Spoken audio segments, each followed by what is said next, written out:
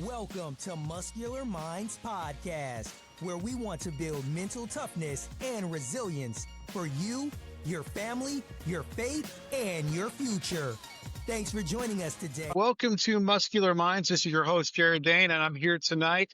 And we're going to be talking about children and spiritual formation and really try to get our heads around what does that even look like? What does that mean? So one of the things we talk about here at Muscular Minds is being mentally fit, resilient, but we also give a nod to our physical fitness and our spiritual fitness because we realize those things go together. They overlap. And sometimes if we're not doing good in one area, we're going to struggle sometimes in another. So I wanted to bring on tonight some what I feel like are some people have tremendous experience, even some experts in understanding how to shape and spiritually form children that have done it for many years. First off, one of our guests, Josh Williams, is here tonight, and he has been working with children for years. He primarily focuses on youth and teenagers and the ministry and the pastoral work that he does. So we're excited to have him here tonight. And then we have Betty Weddle, who has for 20 years poured her life into preteen, kind of adolescents, that 4th, 5th, and 6th grade age group, and trying to help them navigate those difficult years before you really get into middle school and teenagers. And how do you build a faith? How do you build that spiritual foundation? And so I'm excited to hear from her tonight. I know parents really are interested in gleaning that wisdom on how do you raise your kid to have spiritual fortitude and faith. And then finally, back with us tonight is Jared Baggett. He's been a guest before. We're excited to have him here tonight. And he does pastoral work in a variety of venues and places, but he has lots of experience in spiritually forming and discipling teenagers. So good to have everybody here tonight. As we get started, Josh, why don't we let you go first? I want to hear from you about why are you passionate about helping kids, specifically shaping them spiritually? What would make you want to do that? Why are you interested in doing that? What's your passion there? Well, one of the things I've learned growing up, people may not know about me. I am a preacher's kid. So my dad has been a minister all my life. So I grew up around it. So he taught it to us every day. My brother and my sister and myself, we were taught to read the Bible. We were taught to study, not just read it, but to study. They were daily.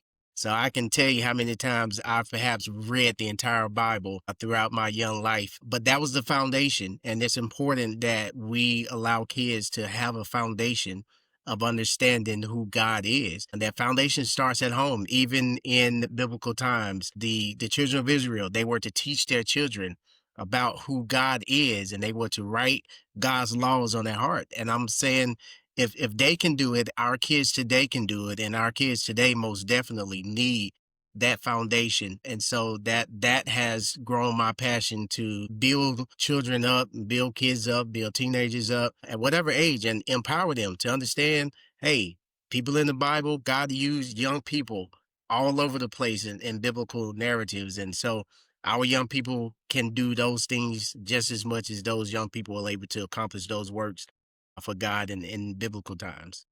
Josh, I like that because it sounds like you're giving motivation, inspiration to kids that they can do these things right now. They don't have to wait till they're an adult. You can lead and you can serve and you can have your foundation young. You don't have to wait for it.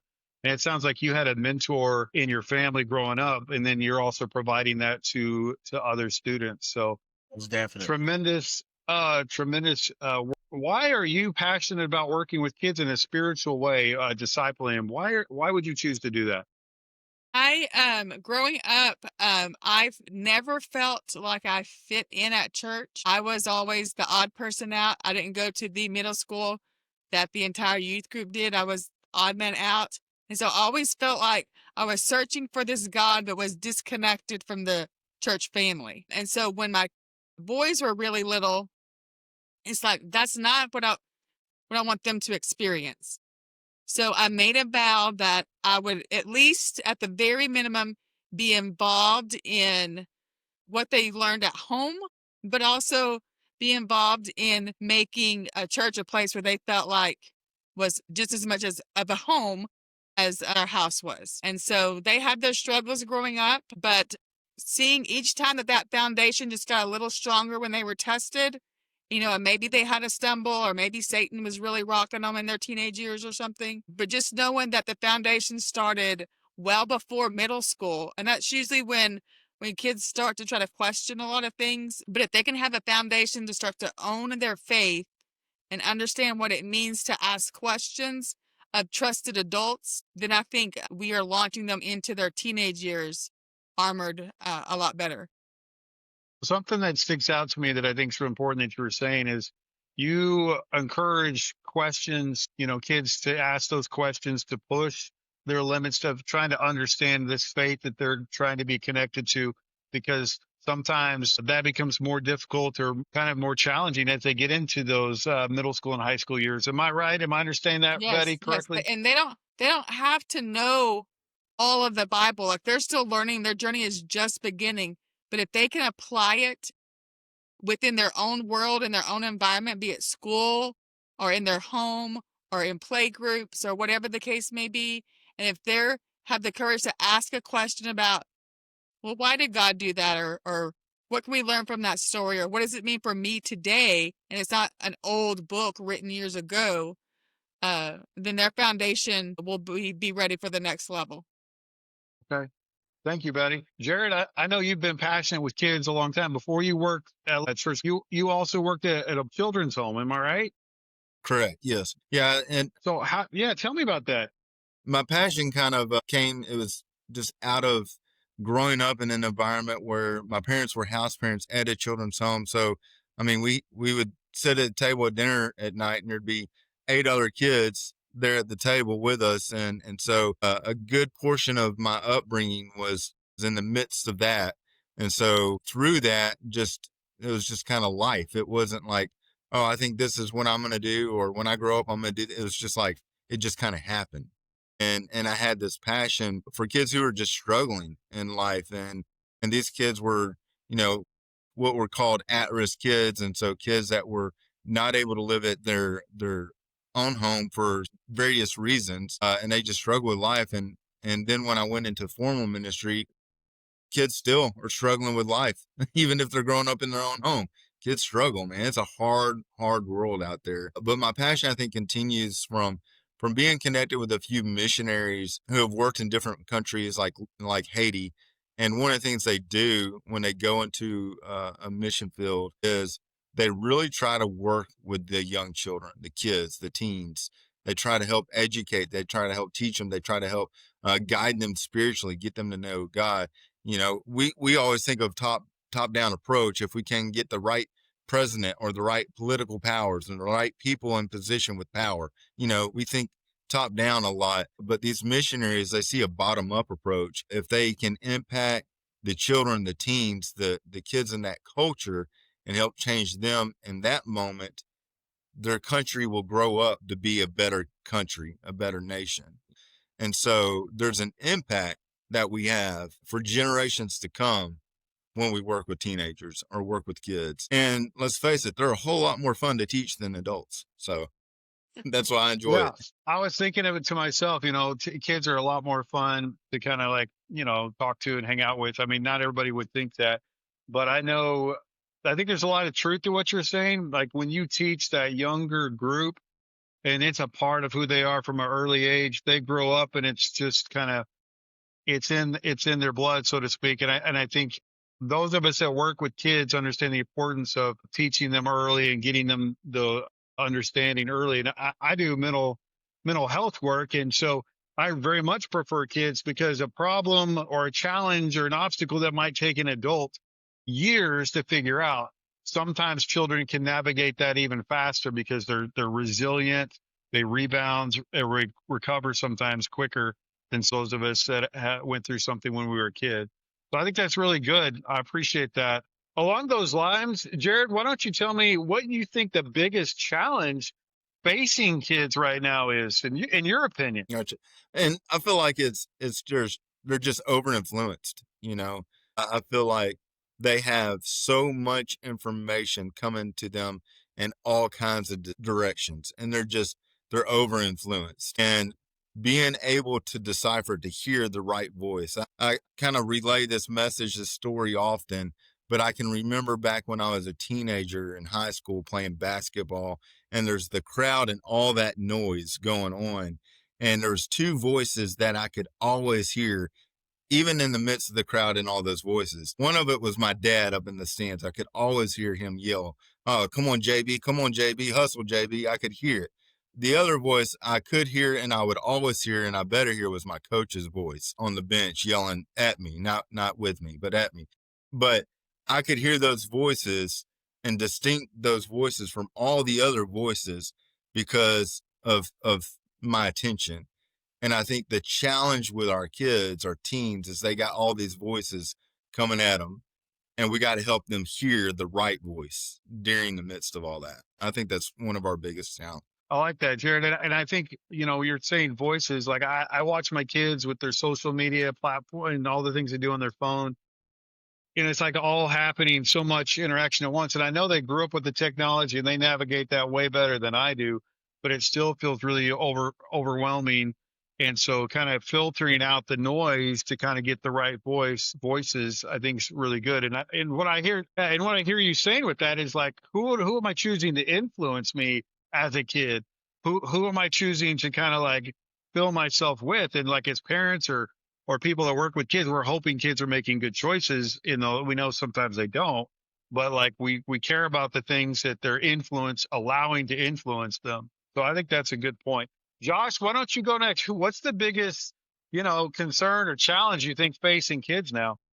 One of the things I was thinking about is exactly what Jared was thinking about, and I really think that's the biggest challenge. They have information, that information is quick, but their wisdom is scarce on that information. Their voices, their competing voices. Nobody wants to hear the voice of God as a young person, and it's tough. I've been there myself. Like I said, I grew up in a preacher's home, and there were times when all I wanted to do was rebel.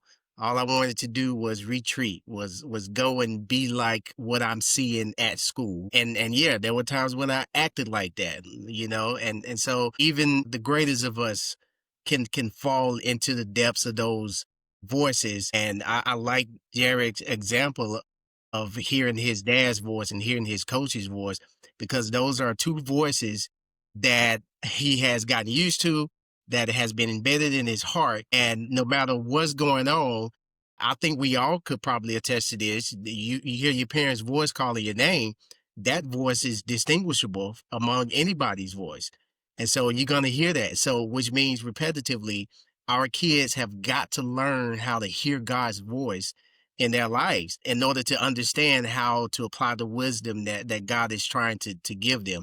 And so I think that is a big hurdle that our young people have to overcome, because they're going to be constantly influenced by their peers. Social media isn't going anywhere. Technology isn't going anywhere. It's only going to enhance. And they have this information that's quick on their phones, and we have to help them decipher and utilize discernment in regards to those things. And sometimes they're going to be resistance to that, and that's the challenge. But even though it's challenging, it's still our job. It's still our duty. It's still our obligation from a God-like perspective to put these things on their heart, to put God in their hearts, and to give them the tools that they need to hear God's voice at every turn. Josh, so you said something that I think impacts me, is that like there's a lot of the volume's really high. There's a lot of noise, competition.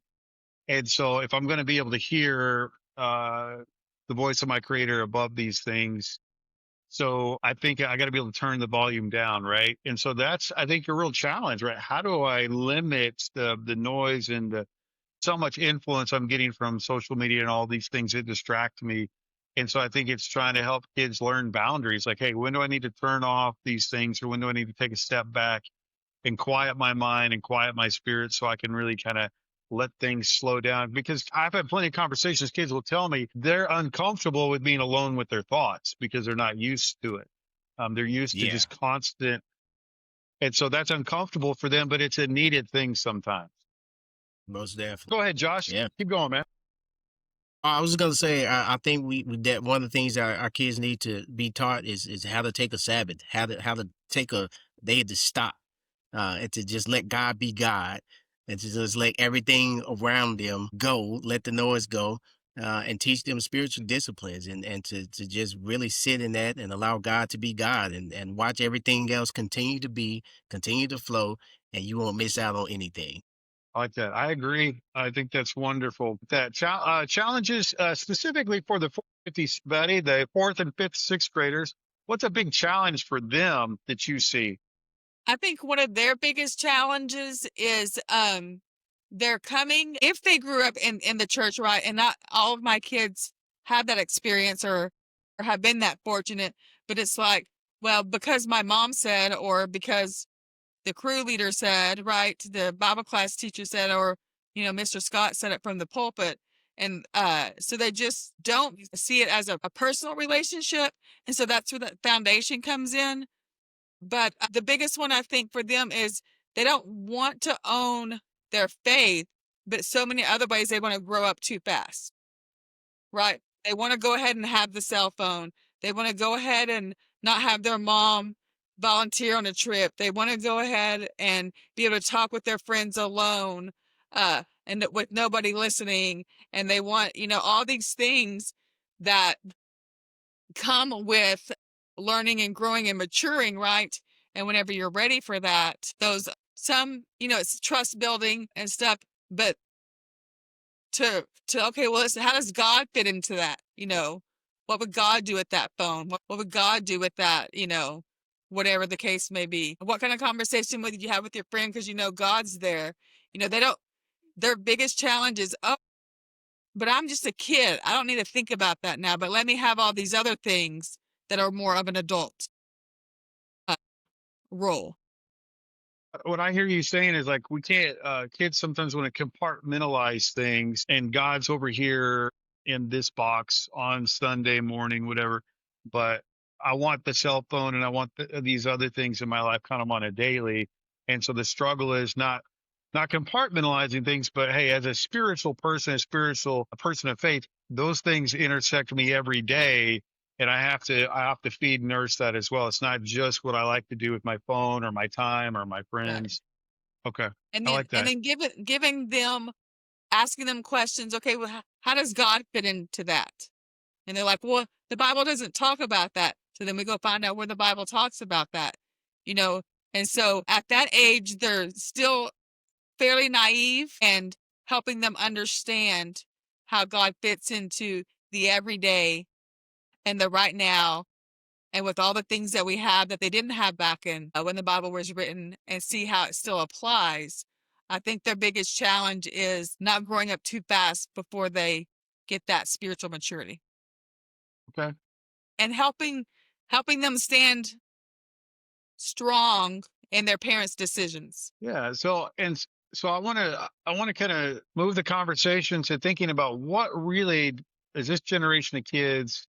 What are their strengths? And so maybe let's look at it specifically from a spiritual standpoint. And just my feeling about it is this is kind of what I observe. Kids that are choosing to be spiritually, it feels like they're more like they're rock solid. There's less of the drive-by Christian, casual Christian, maybe than when I grew up, where it was like everybody kind of went to church or did something on Sunday. It's not like that. I feel like more children, if they are choosing this path, that's really their choice. They're making more of an effort to push that way than I remember doing when I was a child or others around me. That's just my thought about it. Jared, what do you think is this generation's biggest spiritual strength?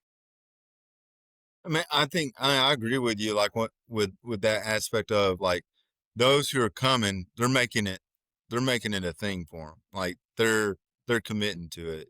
I've seen more kids and teens over the most recent years attend more often than their parents themselves are attending, and so, and they're serious about coming, they're serious about studying, they're serious about diving into God's word, and they're there, and their parents might not be in Bible class, which I think is different than what it used to be, So yeah, I think that's the other strength I see is there is a hunger. There's a hunger for something bigger than themselves.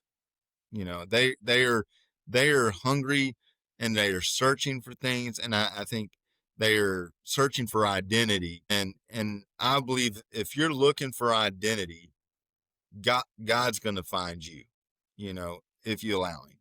And so I think their desire to search for identity, to go after that, to look for it, are they going to be able to find it in some wrong things, some horrible things, some things that take them down the wrong paths?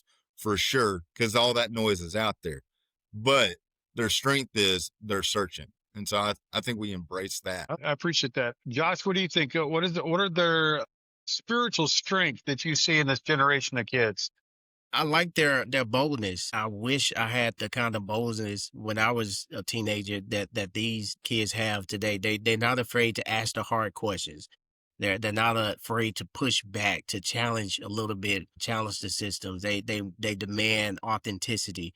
And that's to me commendable. And in their searching and in their boldness, although that's a strength, we may talk about, the other side to that, but I will commend them for that. I just think that they're bold. They can do some things and challenge some things that my generation weren't able to quite do.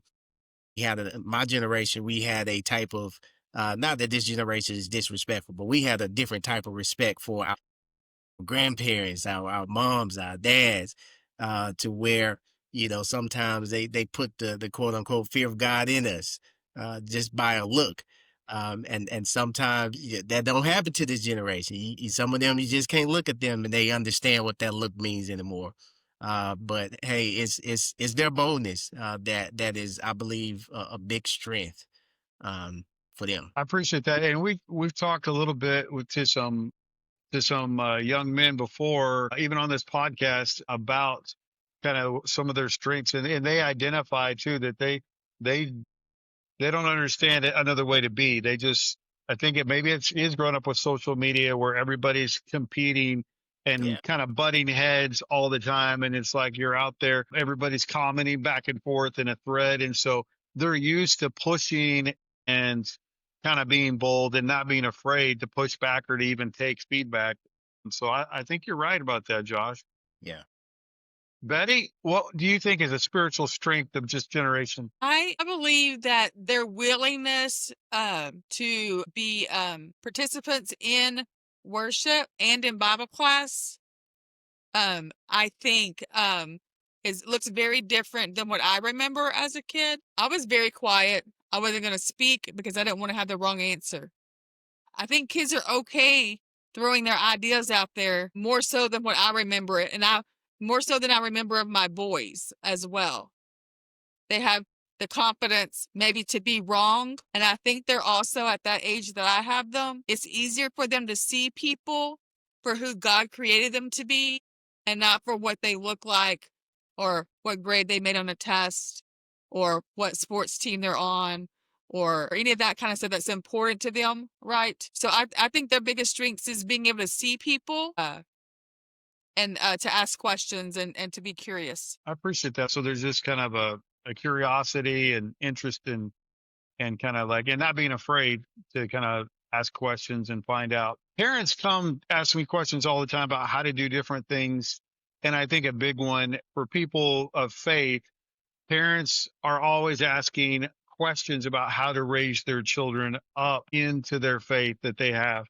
And I guess the question I would put on us as a group is, what advice do you give parents, or what suggestions or tips you give parents as they are trying to figure out, how do I raise my children up to also have this faith that they profess or that they have? Josh, why don't you go first? What do you tell parents, or what tips do you have? Well, one of the things I've learned as an adult, even dealing with my kids, and I have to give flowers to my wife because she put this perspective to me, is that we can't, although we do want to have values that our parents have, and there are some things that we both have said that, hey, this is the type of parent I want to be. It's different than what my parents did, but I think this can work for our kids, and we agree to this. And one of the things that is being real upfront with our kids, being honest about how we lived as their age, the decisions that we made at their age, and how we should have handled those decisions that we made in a better way. And so I think once we get to tell them, hey, I see the path that you're going. I see this happen. It happened to me too. This is how I handled it. Didn't go well for me. This is how you're handling it. It's not going to go well for you. So I grew up hearing my parents say, hey, I've been there, done that. Don't do that. But it wasn't specific. And I was just having this conversation with my wife the other day. And so we're being real specific about what we've been there, done that means, right? We're giving them specific examples, telling them about, the crazy things that we did. And so allowing them to understand, hey, when you do something wrong, you're even disobeying your parents to the least. You're not only disobeying your parents, you're being disobedient to God. So I don't think our kids need us to be perfect.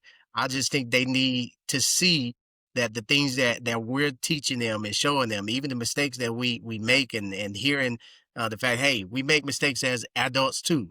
So don't think that we're perfect as adults. We make mistakes. We don't say the right things all the time. We don't make the right decisions all the time. We don't do the right things all the time.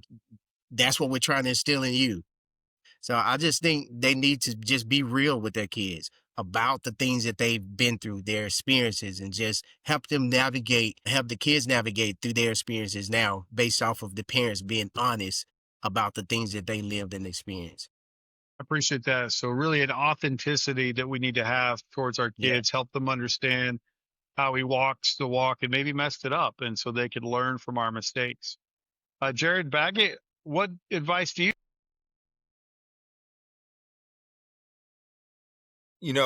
When I think of Jesus with his disciples, there was definitely the time of immersion in Torah, immersion in scripture and studying.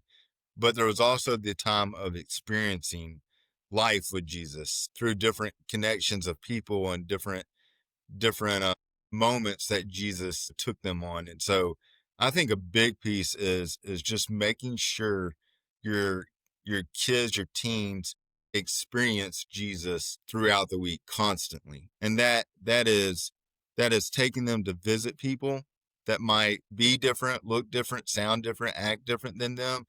That is interacting with them and talking about how it went at their basketball game, but also how to deal with that loss or that defeat or that frustration on the court in a healthier way. But it's living out your life experiences in light of Christ being present with you. And so, but I think experiences are needed. And that is, whether that's a short-term mission trip in the summer, to visiting the elderly at church on a Sunday afternoon, to just hanging out and talking with the homeless guy on the corner of the street, but engaging in experiences. I think that's good because I remember more about what my parents did and less about what they said. And so I think when we're doing things with other believers or our family, it's more impactful. For example, my daughter did a short-term mission trip with me to Brazil, and that probably impacted her more than probably anything else that I can think of in her childhood, because she always refers to that and looks back to that. And that cross-cultural experience really impacted her. So I think experiences, I think what you say is really is good. Betty, what do you tell parents? Because I know you have a lot of wisdom. You've raised your own kids. What do you tell parents about spiritually forming their kids? Well, to reiterate what Josh said, is they don't need to see us to be perfect. They need to see us as someone trying our best to do our best and searching for forgiveness and searching for God. Yeah. I think that's number one that they need to see. I agree with Jared 100% that our kids don't need us to invest in them spiritually only on Sunday morning or only on Wednesday night. It's going to be in their daily walk when things are hard at school, when things are hard at home, when they're upset, when they're sad, understanding how the Holy Spirit works with joy and with peace and self-control, and giving them opportunities to have those to have conversations with you about that in whatever the situation is that they're dealing with. And don't give up on them. I have seen, there's been times where I've been like, man, these knuckleheads don't get it. Like, what am I doing wrong?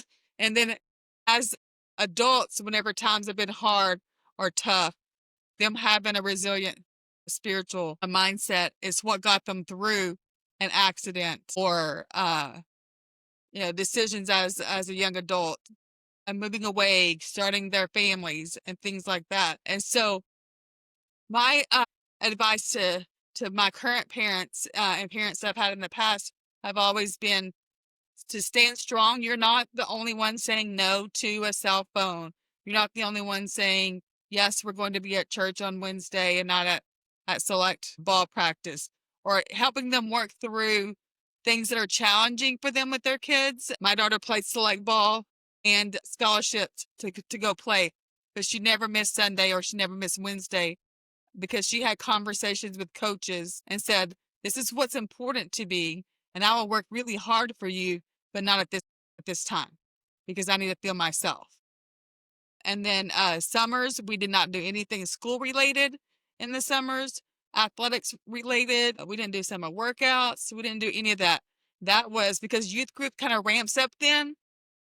And that's when my kids really got their cups filled and were able to reinforce a lot of the day-to-day that we learned at home or learned in class during the school year. And so it was, they're serving more, they're on mission trips, they're hanging out with like-minded friends and parents who I know have the same goals and aspirations that I have for raising kids. And I was also very intentional with members of the congregation whenever my kids were getting to like that teenage year around 13. And I would ask 5 specific people of various ages. So some, like grandparents ages to them, some older than their grandparents, some younger than Tim and I and stuff, and ask them, would they commit to praying for them?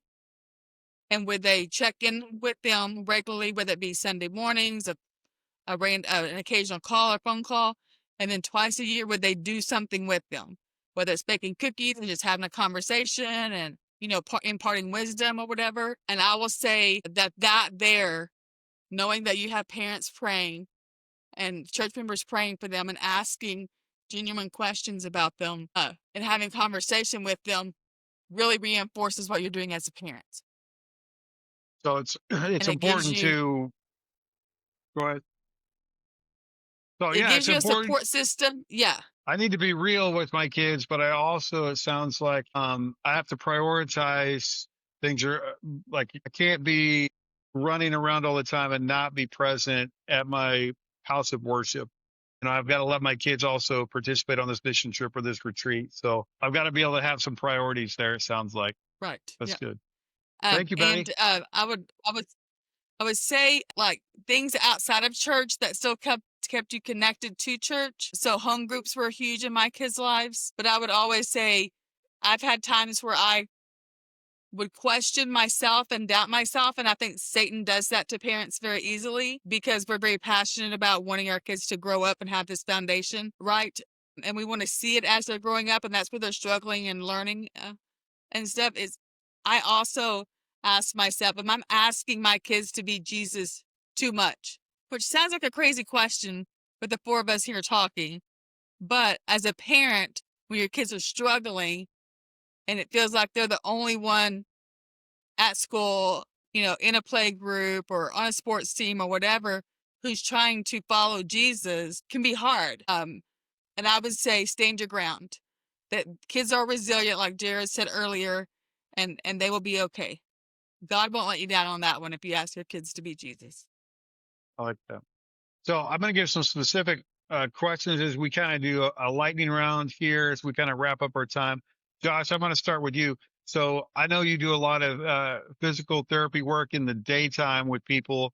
And so I want to talk about like resilience. I know as you work physically with people, you're trying to increase mobility. You're trying to work with them to get them to maybe 100% or maybe even 70%.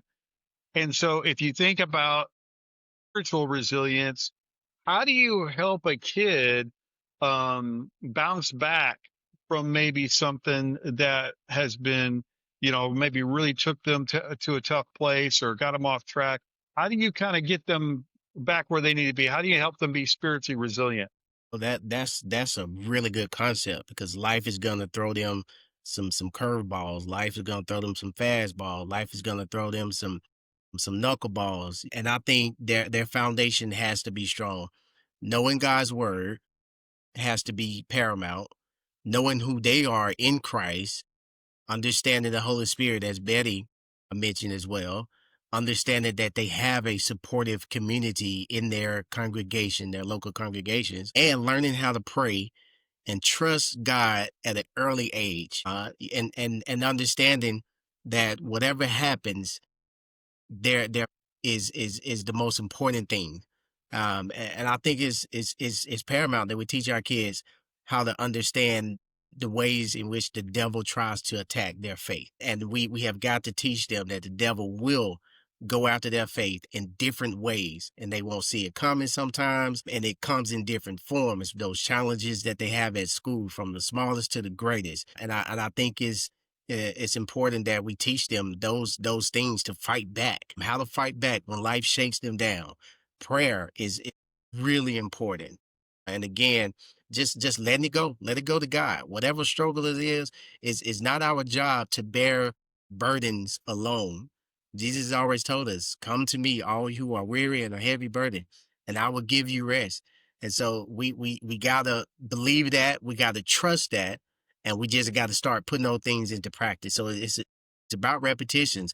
And when you talk about physical therapy, when you talk about spiritual warfare, it's about repetitions. It takes consistency, consistent in prayer, consistent in God's word, consistently understanding who I am and living in that. I heard a preacher say, and this may sound controversial, I heard the preacher say, at one point in time, us as Christians, even at our kids, we should walk around with this sense of arrogance, so to speak, knowing that whatever problem comes up, my God is bigger than that.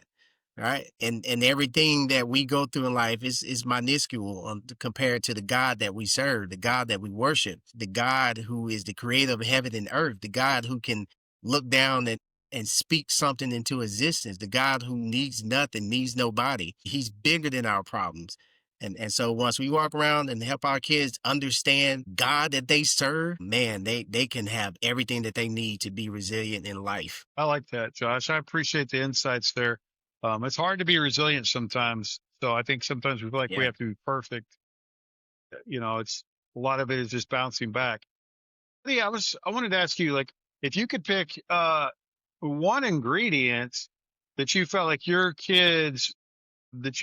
instilled in your kids that they have as adults, what do you think that ingredient that you kind of, a spiritual ingredient that you put in them that you see has come to fruition as they've kind of grown on to be believing adults? What's that one ingredient that you would sort of like really point to that might be something that would help parents try to do that in their own children? One, Jared, dang it. I would say for sure that they need to know that they cannot control other people around them. They can be an influence, they can be a seed planter, but that other person's journey is in God's time, right? And it may not be in our time, and it may affect us, somebody else's actions. But understanding that multiple things can be present at one time, and in all those things, God is still in control. So, for example, you may be angry and mad and frustrated and upset, but God is still there, full of love. You can still find joys, help them find the peace in something, and use the fruits of the Spirit to help them understand that even though I'm really mad right now and that feeling is valid, but how's the Holy Spirit going to work in that? Mm-hmm. Where are we going to have that gentleness? Where can we find peace? Can I be mad, angry, sad even, and still have joy? And help them understand and start to learn that age appropriately, of course, I think that has been the biggest. So what I'm hearing is basically they have to stay in control of them and what's going on with them, and can't always be distracted or worried about what everybody else around them is doing. Obviously, that translates to adulthood. I think that's great advice. Jared Baggett, maybe close this down. And I want you to think about, from a father's perspective, you have 3 adult children. What's one thing you would have told yourself if you were just getting started as a young dad with the wisdom and the knowledge you have now now that you've raised 3 kids, what would you tell yourself or tell somebody else back there as a young dad? Oh man. Like Betty said, just one. Because there's a ton of things. There's a ton of things I would tell my young dad self. I think the one that I would probably start off the most with seems a little contradictory to everything that we would kind of shoot for, but I think I started off trying to think that every moment is a teachable moment, kid. So I got a lot of sermons at home too, as well. My dad, everything was a teachable moment, and I learned a lot. But I think with my kids, I think they needed me to just let them sit in my lap, to nurture, to just embrace them and not say some stuff at times, just to keep my mouth shut. I think they needed me to do that at times. And still, I mean, all 3 of them needed me not to say so much, not to teach so much. Just embrace them, So I think that would be the one thing I would really push towards a young father.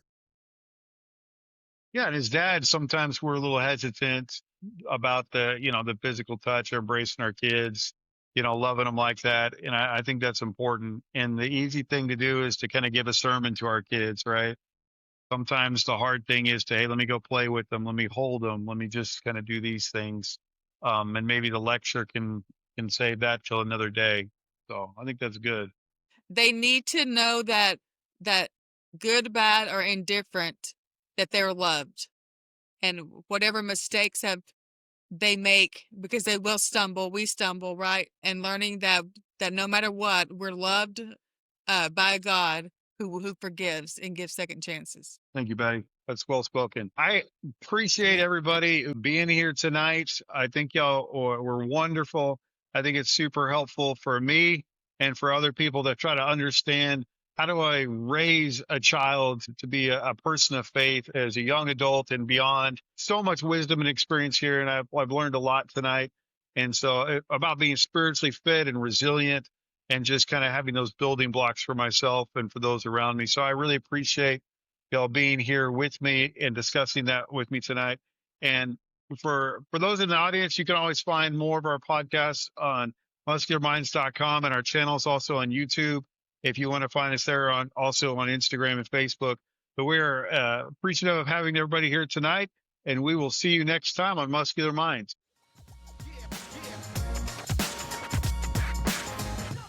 Thanks for joining Muscular Minds today, where strength isn't measured by how much you lift, but who you lift up. And that starts with you.